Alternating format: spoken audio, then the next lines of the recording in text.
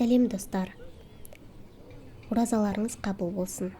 Рамазан шатыры туралы мына видео оразаның 7-ші күнінде түсірілген еді. Жариялаудың сәті енді келіп жатыр. Бұл Рамазан шатырында күніге 500-ге жуық адамға ауызашар беріледі. Кешкі ауызашарға дайындық сағат 5:30 кезінде басталады. Мешіт қызметкерлері мен еріктілер шатырдың айналасын тазалап, қоқысты шығарып, су себеді. Ал қыз-келіншектер болса, дастархан жаюға кіріседі. Рамазан дастархан жаюға мешіттің 5 қызметкері мен 10 ерікті қыз-келіншек қатысады. Олардың ішінде мешітте Құран сабағын оқып жүрген шәкірттер де бар екен. Мешіттің наиб имамының айтуынша, ауызашар дастарханның шығынын қалталы азаматтар, сауапқа асыққан жандар көтереді.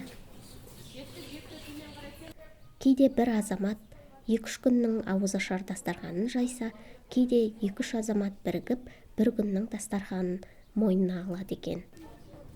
Міне ауызашарға 10-15 минуттай уақыт қалды. Ыстық шәйнек те келіп жетті.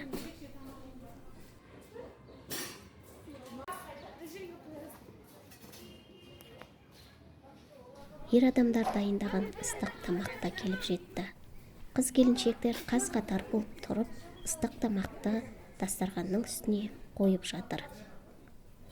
Ауызашарға бірнеше минуттар қалды. Ол уақытқа дейін ыстық палау, су үлгермейді. Су қоймай ма? Жоқ, суымайды.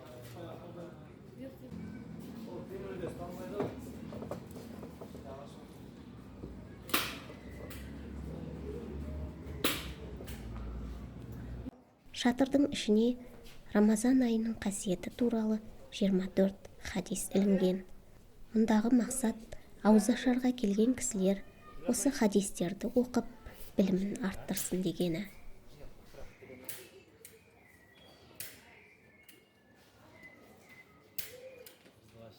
Ауызашар кезінде түрлі сайыстар, викториналық сұрақтар қойылады.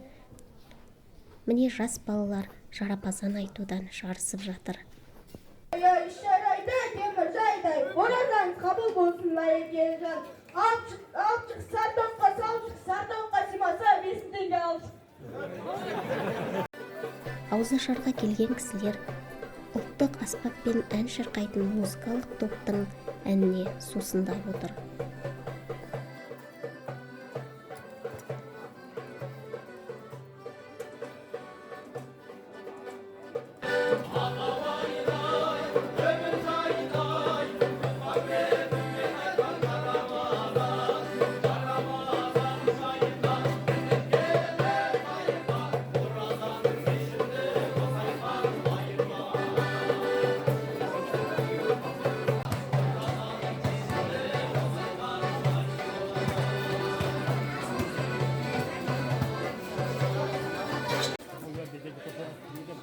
Аузын ашқаннан кейін де келушілер бірден тарап кетпей, Рамазан шатырының жанында серуендеп, ән күй тыңдап жүреді.